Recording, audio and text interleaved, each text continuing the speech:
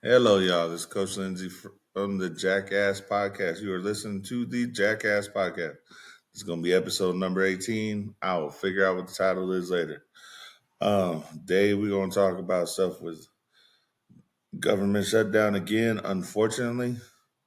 Um, Different things about teaching and education that have come to mind. Football, basketball just being around the corner.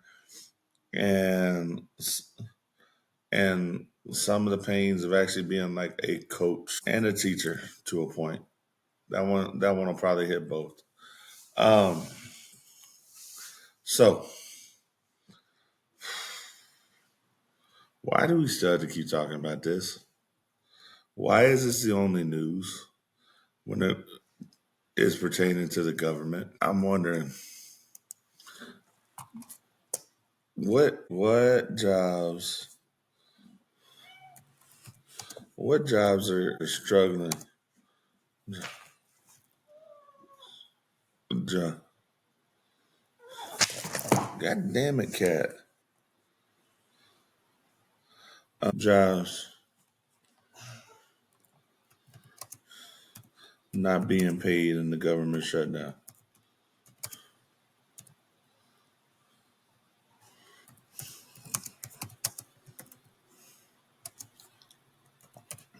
Let's see. I don't type that fast.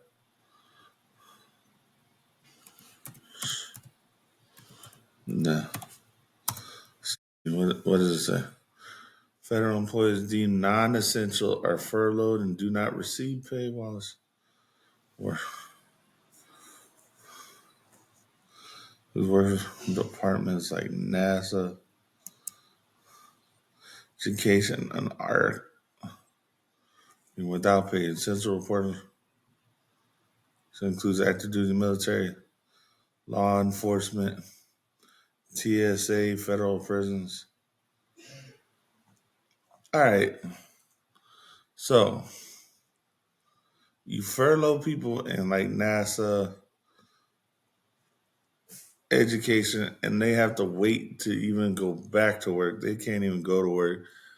Federal parks, all this stuff is shut down because people in the government, not even people in the government, Congress can't get their shit together. And now you have people working for you that you rely on to protect the country, law enforcement, the military, um, TSA, all these people, and they're working without pay. Congress should be working without pay. Congress should be working with frozen accounts or something of that nature. Take their money from them for a little while so they'll do their fucking job. Please, we need to do something. This is the most ridiculous thing. And I know we've had temporary government shutdowns for a day or two, but the fact that I've spent like 3 weeks talking about this at some point in time, this is ridiculous. It is. It's stupid. It's ridiculous. And it's being forced by the Democrats pretty much because they want to add funds to the bill to even get a continuance on the government going so they can figure out the budget, which is part of their job. This has become like a real theme in my life when I talk to kids, when I talk to people, when people are trying to figure out stuff. We have gotten away from holding ourselves responsible for doing the job we are supposed to do. Congress has gotten away from doing the job it's supposed to do, supposed to represent the people of your district. And if you're in a conservative district, which probably has some military influence to it, and you're not paying these people for doing their work, then Congress, Congressman, Congresswoman, I don't give a fuck. Do your fucking job, please. Like, I don't know how else to put it. I don't know why this has to come up as like a new thing. Like all of a sudden, Congress doesn't know that they have to have a budget. I have learned so much over like the past few years, and I've learned so much in dealing with like all the stuff we deal with, especially in education. But this has got to be one of the most ridiculous things we've had to deal with. Um, this is not good for our country. This is showing everybody that y'all complaining that Trump makes us look like fools. And to be honest, the Democrats have been horrible about this, especially leftist Democrats, because most people don't share their views. They don't share like all the free love for 1% of the population that they do. Because one, most people don't give a shit what you do in private, because that's your thing. But we do give a shit what you do in public. If you're a congressman, a congresswoman, and you have a public persona and you're supposed to be listening to what we say, I guarantee you 95% of the country doesn't want these people not to be paid to do their job. These are people willing to make the grandest sacrifice for us as a nation, and they're required to do their job even though they're not getting paid. What kind of shit is that? It's a whole bunch of bullshit. Congress needs to get its shit together. The Senate needs to get its shit together. The Democrats in the Senate need to get its shit together. You need to have 60 votes for this thing to pass. And for some reason, we don't have it. I hope this reaches someone's ears. I hope that if I make a clip of this, this reaches someone's ears. I don't know if it will, but man, it is the most ridiculous thing we got. All right, y'all. Another thing that's that kind of goes with this, and we talk about people doing their job or even letting people do their job like it's supposed to be done. Like, I'm gonna go over some topics about teaching today. I posted a little clip from my last one, and I was talking about the STAR test and how it is. And someone put in a comment about the stress of the STAR test. And I have to agree, there's a lot of stress for testing. Now, I have never been the teacher of record where the STAR test counts for or against me. Just never have been. I've had a bunch of different jobs and I have a bunch of different expectations, usually than the teacher of record. And when I say that, that's the person who does the grades or the one who gets held accountable for the students and stuff, more so than I am in ways. I've pretty much for the past 8 years been some form of special education teacher. And even that has changed in the 8 years I've been doing it. And it's changed in the 13 years I've been doing education. So, first off, teaching, sorry, there's a unique stress to teaching. And while yes, most teachers, especially really good teachers, do this because they want to help benefit a child in some way. Like my favorite moment in teaching and my favorite moment in coaching is when you've been teaching something and you can see the kid gets it, or you see the person that you're teaching gets it. That's part of the thrill of teaching. That's part of the thrill of doing this. But there's an inherent stress to teaching that I don't think a lot of people understand unless you've been in that classroom as a teacher. Now, all of us have been students at some point in time, or most of us have. In some form or another, we've all been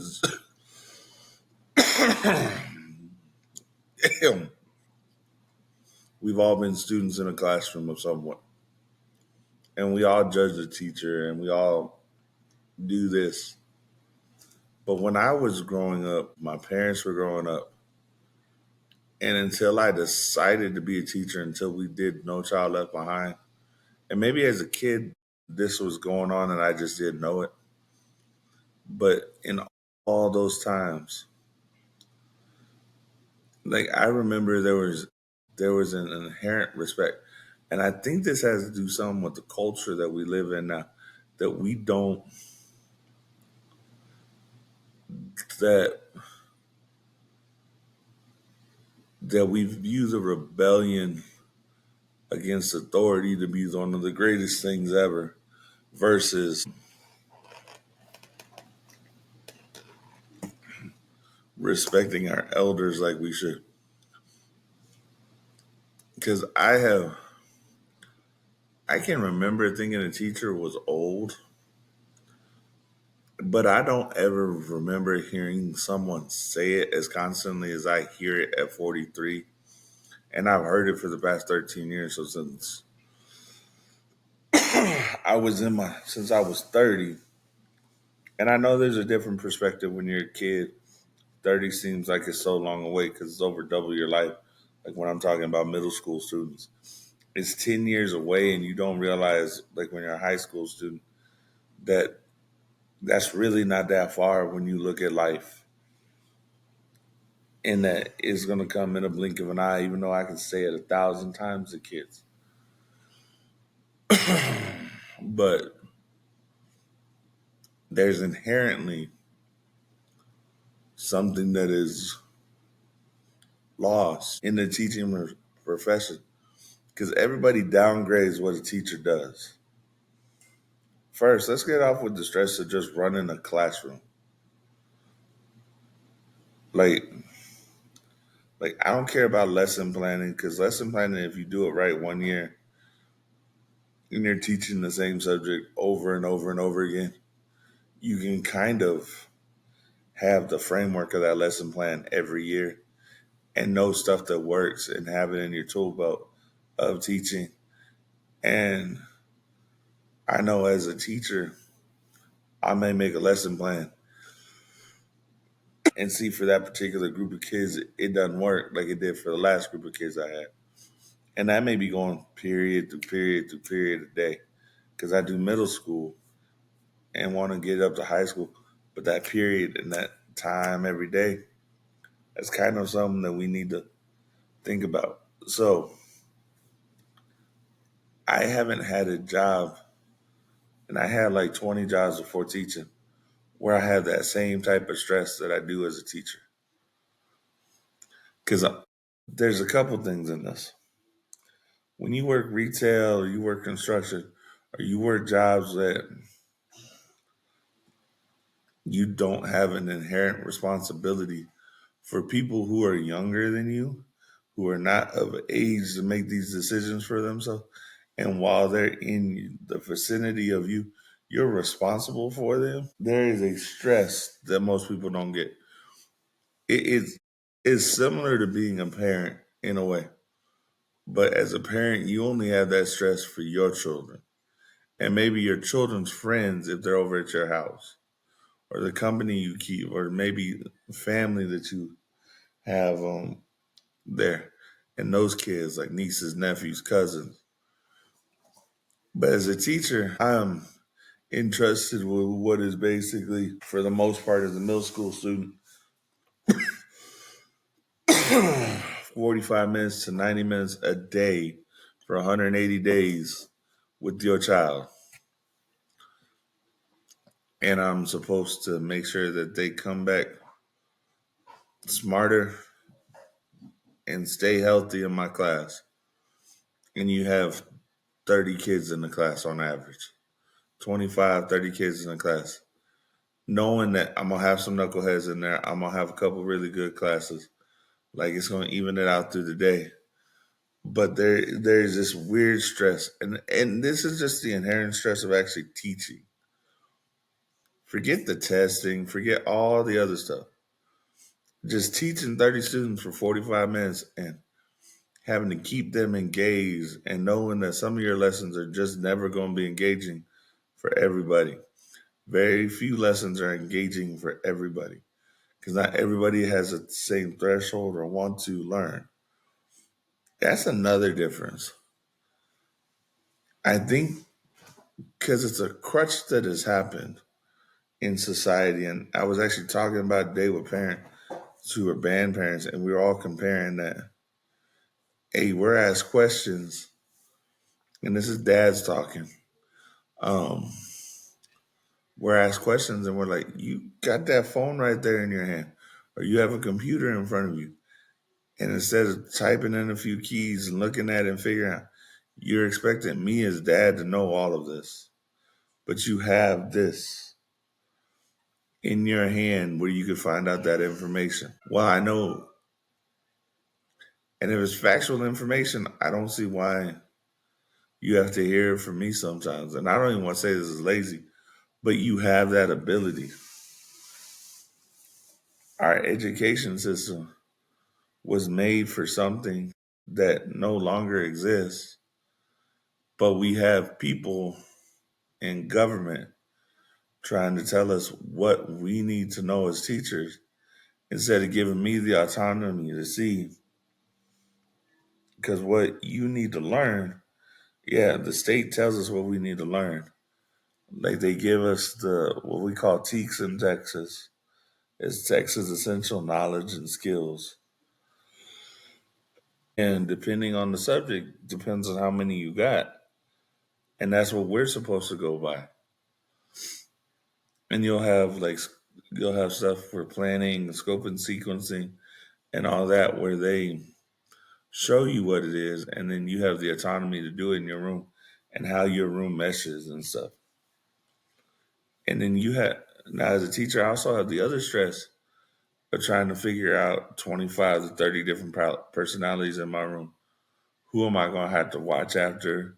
Who am I going to know that's going to do the work all the time? I'm just going to have to make sure maybe with this one, I'm a little bit more positive. Maybe with this one, I can be a little bit more stern and figure out like who can take what from you and your style of teaching. And it's not, and there's no cookie cutter way to teach it because there's no cookie cutter person that does teaching.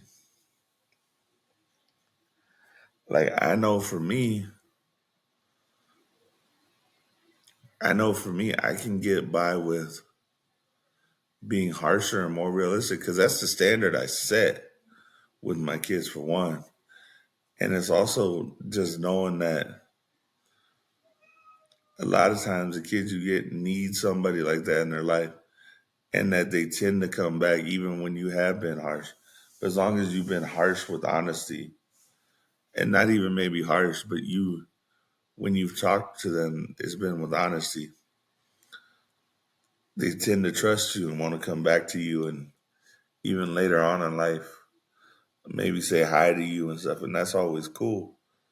But we just don't, it's another stress on that job.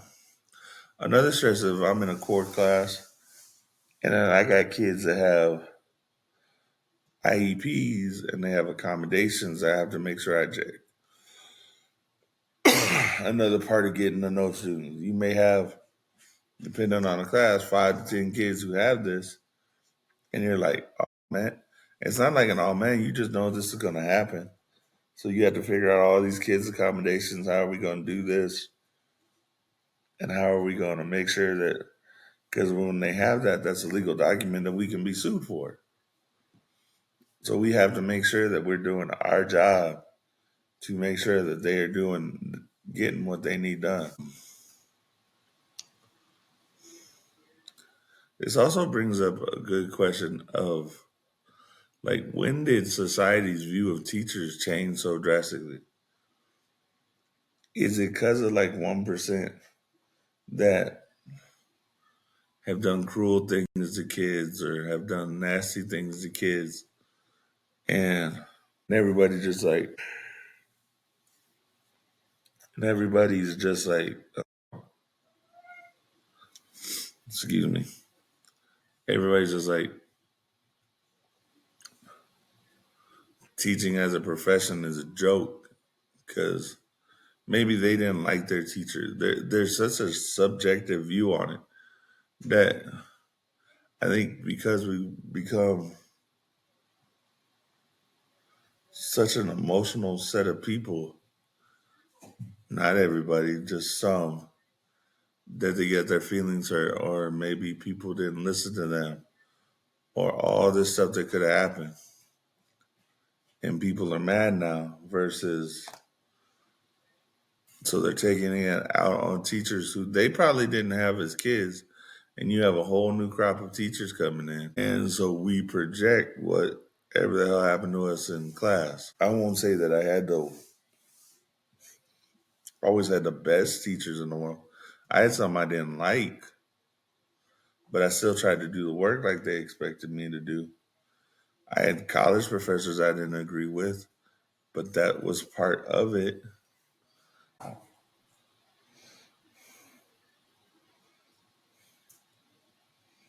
See, why did that view change? Like, is it because of No Child Left Behind? Because the government said, oh, well, we don't trust teachers no more? Is that why? Is it because we let the government start taking over what should be taught in the classroom? And I'm not even saying that the government didn't have this beforehand, but now we put such an emphasis on tests because we want to treat everything like it's a business. And when the honest answer is not everything, if you're going to treat education like it's a business, it's a long term investment. You can have short term dividends, but it's a long term retirement type investment that you're making in a kid. And we can't just say college is everything because now there's stats where people are coming out of college and because people aren't retiring as quickly as they used to because they can't afford to. So people aren't having the same jobs. And we got colleges all over the place that are trying to fund what they do. So I just don't get it sometimes. Like, and because of this change of view, have we done things or been set up in some way to act like public education is the worst thing in the world? 90% of this country is like publicly educated, maybe 85%. And technically, probably like 95% or 90% for sure. Because even if you go to a charter school, that's a publicly funded thing. They're not paying for the school. So I'm just wondering why we had this viewpoint change all of a sudden. And I'm not even going to sit here and say that teachers know it all, and that all teachers are great. But most teachers are really good at what they do, and they do it with a passion to help your kids, so we can have a better society is what we're hoping. And just because there's been these political movements and all of this, but there's all these political movements to go against public education, which is ridiculous because in essence, that's a building block of the society that we have right now. Public education is so that we have the brains to pick our leader and live the life that we need to do at the bare minimum. That's what public education does. And if you go look at public education and actually take a microscope to it instead of the broad viewpoint of an A through F scale, like in Texas, which is the dumbest way to grade a school, like, because you can't encapsulate all the work people do in an A through F scale. And if your main data point is testing that you set up against people, and maybe not on purpose, but you guys do it anyway, tests that are harder than what they were 25 years ago. Not that, say that these some of these kids aren't smarter than some of us were 25 years ago. But there's some dumb as rock kids that we didn't have to deal with because we haven't taught the damn kids to fail, which is one of the other things. We can't teach a kid to fail because it'll hurt their self esteem. But some people need to fail so they have the motivation to do something. Some people need to feel that hurt of failure. There's nothing wrong with being hurt because you failed. Okay, now get up and figure out how to do it better. We wouldn't have greats in anything if they didn't know how to fail and get past the failure. I don't care what it is. I can guarantee you there's probably a whole bunch of works that weren't published by Shakespeare before Shakespeare was a thing. We wouldn't have greatness if there wasn't failure. Jordan doesn't make his high school basketball team. He becomes one of the greatest all time because he used that as motivation. Tom Brady's a 6th round pick. We wouldn't have seen Tom Brady. LeBron spending his first 7 years in Cleveland. We wouldn't have seen the back end of LeBron's career. So that's just like we have to stop protecting our kids from failure and start actually letting them fail. And guess what? The God's honest truth is that school's a perfect place to let them fail. Because it's people that genuinely care for them for the most part. I'm not gonna say everybody, but 95% of the people in that building care for your student. Even if your student's a damn knucklehead, we want to see them succeed. My view on education and my view on coaching fall under the Ted Lasso viewpoint or theory of it. My job is to teach you how to be a better person than what I got from my viewpoint, yes. But I mean, in teaching you that we learn through failure, probably kind of how to have a positive outlook on failure. Because failure is going to happen. You're going to fall on your face at some point in time. And if you don't learn at a young enough age before you become an adult how to fail, it's going to take you some time when real world says, hey, let's go. You got to do this. Well, you failed. Well, okay, you failed. But now let's move on. And how you going to improve upon it? And you don't know what that means? Like, you don't get that? We've protected our kids too much because we don't want their feelings hurt instead of teaching them how to deal with that feeling and understanding that that feeling of failure is only really there is if you don't learn from it. If I don't take from how I failed at something, like we'll use coaching as an example for me. If I don't take from game to game how I messed up or how I viewed what we were doing and didn't adjust and can't come up with something sometimes, then I'm truly failing because I'm not making the adjustments I need to make. Part of my job as a coach, as a teacher, is kind of to guide you in how you cope with failure. I don't remember being around people. I don't remember being around people when I was a kid who did not, who had such a struggle of failure. I think it was like maybe well under 1% of the population who had to have it perfect. Maybe it's the setting I'm in that I don't get to, that I see a lot of these kids who are afraid to fail. And I don't think it's mom and dad a lot of time. Mom and dad may hold a high expectation for them. But I don't think if you're a good parent, you act like your kid shouldn't fail at some point in time. And part of my job, a lot of times, especially in coaching, is to deal with these kids who have trouble with failing and just don't know how to cope with it. It's been one of the more intriguing things about my job recently. So,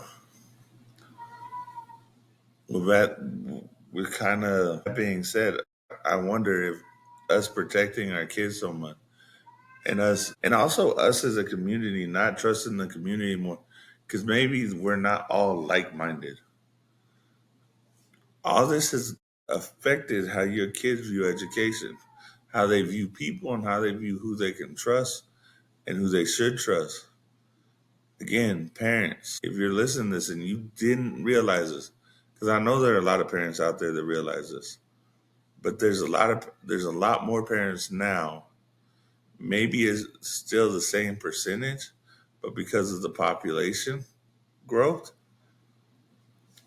who don't understand that your job as mom or dad is not to be your child's friend all the time, but to be the person that actually guides them and helps them learn some of the stuff that I'm having to do as a teacher now and a coach, where I got to take that male figure role in your kid's life.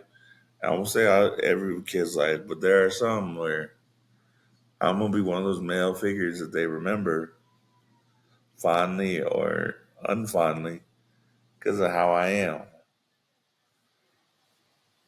And I'll tell everybody, yes, this is called the Jackass Podcast for a reason.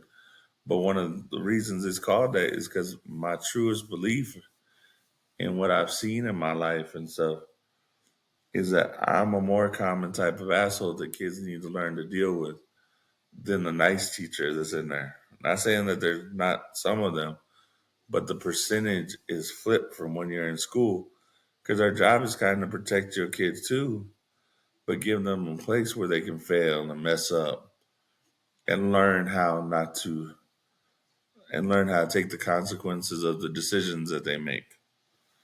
Even though sometimes it sounds stupid to a lot of people, but that's the truth. That's our job. We're trying to prepare them for what the real world brings you.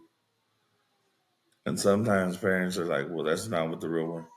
No, they'd end up in jail. If you got into a fight, y'all end up in jail for like 20, 30, maybe a few hours, maybe a few days. Who knows? That would be dependent on the judge. But I think we have failed our kids in a lot of ways in that we don't teach them how to fail. So I'll leave that at that. Um,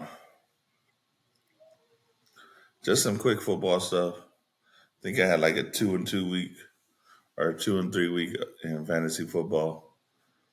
Not great. My big money team has lost some of its studs. I'm still having fun with the Guillotine League, even though I barely scraped by on that one this week. And I'm having fun in the Pirate Booty League that we have, where we get to steal people's other teams. And for some reason, that group chat on that app when it comes to Tuesday. So what happens is Tuesday, you get to pick who you can steal from if you won that week's game. And I don't, I work as a teacher, so I don't always pay attention to what's going on in the chat from week to week or remember because I don't put that much stock in it. But yeah, so that's been a fun one. I have a couple that I don't hear anything from people on, so I just know I'm winning and I'm scoring I'm scoring extra points than one, where it's like a ridiculous score every week. So, so besides that, real life football has been fun. Being an Aggie fan, this is Saturday. I got to watch the Aggies play for the most part. Great game in Arkansas versus Arkansas, which is odd over the past few years because we've always seen it in Jerry's world. But that's been a great game. I've had fun watching it. That's always a close game too. So and just ended up, I think it was 45-42. It's just ridiculous at times. I do love seeing the A&M defense is like a ridiculous stat on third down still. Yeah, I know they let them score 42 points, but that's college football in general. Hell, that's football a lot of times in general because we structure the offensive rules so unfair that's not funny. What else I got? That's all I really got. Dallas Cowboys defense sucks right now. Their offense is great. It's going to be probably fun to watch the Commanders game. I'd be happy if Dallas could get a couple punts, like force a couple punts, but I don't know if that's going to happen. So that's what I want to talk about on football. I think Dak should be in the MVP cat voting and probably come close to winning. Just let's see how the rest of the season goes. But him being in that discussion right now is actually really, really good. Oh man, the tiredness is getting to me today.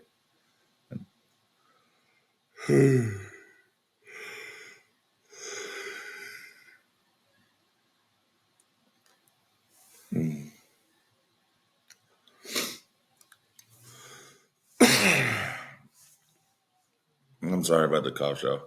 Um, I'm actually excited about the NBA season because I'm a Spurs fan and to see how that team starts gelling.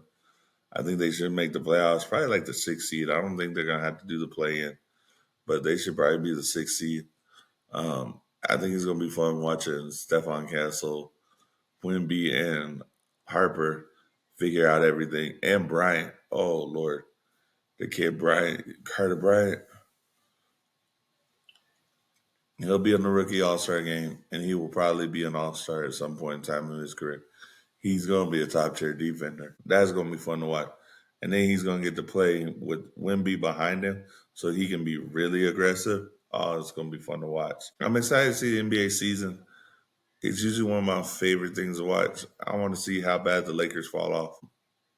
It'll be an interesting combo in Dallas. Be cool to see how Oklahoma City does because that's going to be a rival for the Spurs for probably the next decade. It'll be interesting to see how they handle these injuries as they come back with some of the big injuries and just stuff like that. So I'm actually excited. I'm excited to see the TNT crew be on the ESPN and how that works out. If they let them do what they do. If they do, it'll be great. So excited for basketball season. I'm also excited to coach basketball. We just got done with football, and I'm gonna explain that here in a minute. Excuse me, but yeah, I'm excited for basketball right now because my football season just ended today, and we can go into that a little bit. There's this odd pain in coaching, and it's not like it's not something that you would say is a great pain. It's a shitty pain that a lot of coaches have at some point in time because most coaches are optimists in some way, especially when it comes to the potential of a player. For the most part, if you sit there and you actually look at them and you do it without any bias and just seeing them, like, and here's what I mean: that there's a pain in being a coach because at some point in time, everything I can do but be you on the field is a struggle sometimes. When you're not putting in the effort, like I won't say I was 100% effort guy, but I was always enthusiastic. I always wanted to help. I wanted to be at the team because for me it was a sanctuary. With the family life I had at home, that was the chaos of football at time and the structured environment of it was a great reprieve from what I did and from how my life was. Not to say it was the most horrible thing in the world, but it was a unique stress for the way I grew up, having a brother that had a rare birth defect. And when you consider from fifth grade till he died, so like 15 years, we'd let a nurse in the house every day to take care of him and do his dressing changes and stuff. So I think having that sanctuary was great for me, even though, yeah, I know I wasn't ever going to be be the best football player in the world. But I was someone who was always willing to try and do what I needed to do. But when I say there's a pain as a coach, is I see the absolute best potential that I can see in that player right then.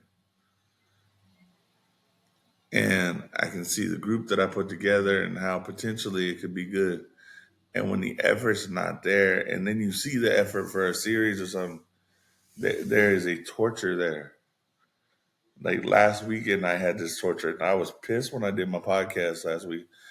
And I told my football team this week that because we had one really good drive last week where we scored 6, 7 plays.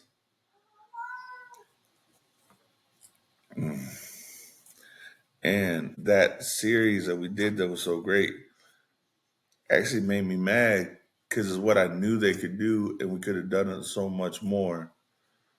But it was just their effort, or it was just them not doing their job, which is again when we started off with this podcast. So there's a theme of not doing your job is annoying to me. Not letting me do my job how I should do it is annoying to me. And you not doing your job like I think you should do it is annoying to me. Or even by how I think you should do it, whatever the standard is of your job, that's what you should be doing. And the pain in coaching is real. I don't think if you've never been around the sport or you never put in that time, sometimes people don't understand. And it's just like there's a pain in teaching where we see kids having issues and then we have to do something that we really don't want because we wouldn't want someone doing it to us. But we know we need to protect that child because that's part of my duty. The torture for me is always being optimistic when we start coaching something and seeing the best in those people, but not seeing them live up to it because of the effort that they put in or the lack of effort that they put in. And I have to be the honest one about it. So there's a pain there. Because with me, I love the fun parts of coaching. I love coaching the games and stuff. But there's a struggle sometimes with knowing that it's stuff I can't control, but stuff that I can try and motivate people on. And I'm gonna give my team credit here. We got better every week. Just didn't put everything together like we should have every week because it may be the same mistake over and over and over, but they weren't done the same way or it wasn't done or it was different people who weren't doing their job. Like we tried to give them a chance and then they weren't doing their job. So that's really all I have for this week.